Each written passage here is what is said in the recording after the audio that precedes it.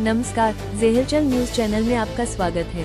पश्चिम Asia का संकट अब एक डी फैक्टो लॉकडाउन, अघोषित पूर्ण बंदी में बदल गया है, जिसने लाखों लोगों को संकट में डाल दिया है।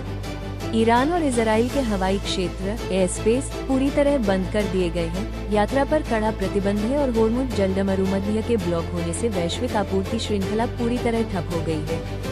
प्रभावित क्षेत्रों में इंटरनेट ब्लैकआउट के कारण संचार के साधन टूट चुके हैं, जिससे फंसे हुए नागरिकों और प्रवासियों की जमीनी हकीकत अत्यंत भयावह बनी हुई है। ये स्थिति न केवल मानवीय संकट को गहरा रही है, बल्कि दुनिया भर के बाजारों और ऊर्जा सुरक्षा के लिए भी एक बड़ा खतरा पैदा कर रही है। पाकिस्तान सरकार के आधिकारिक बयान के अनुसार अमेरिका और ईरान के बीच इस समय अप्रत्यक्ष वार्ता इनडायरेक्ट टॉक्स चल रही है।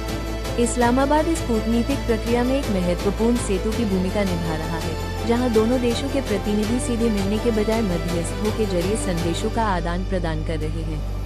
पाकिस्तान का दावा है कि ये चर्चाएं क्षेत्रीय तनाव को कम करने और एक संभावित युद्ध विराम की रूपरेखा तैयार करने पर केंद्रित है। हालांकि दोनों पक्षों की ओर से अभी भी कड़े बयान सामने आ रहे हैं, लेकिन पर्दे के पीछे चल रही इस कूटनीति को अंतर्राष्ट्रीय समुदाय शांति बहाली की एक सकारात्मक किरण के रूप में देख रहा है।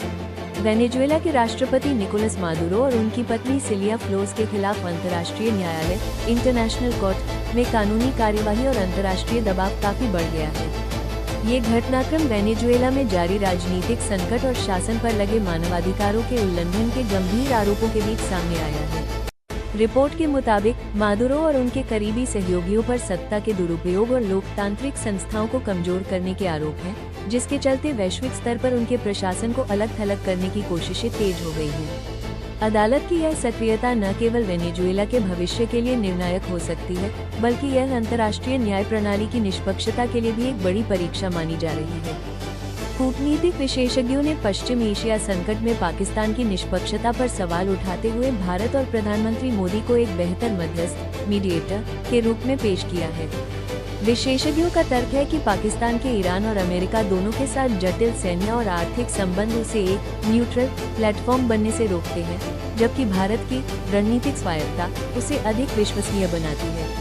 रिपोर्ट में कहा गया है कि राष्ट्रपति ट्रंप और पीएम मोदी के बीच हालिया बातचीत इस बात का संकेत है कि वाशिंगटन शांति बहाली के लिए नई दिल्ली की ओर देख रहा है।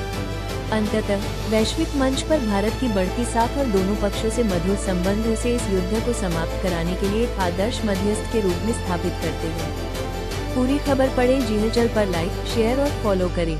जय हिंद।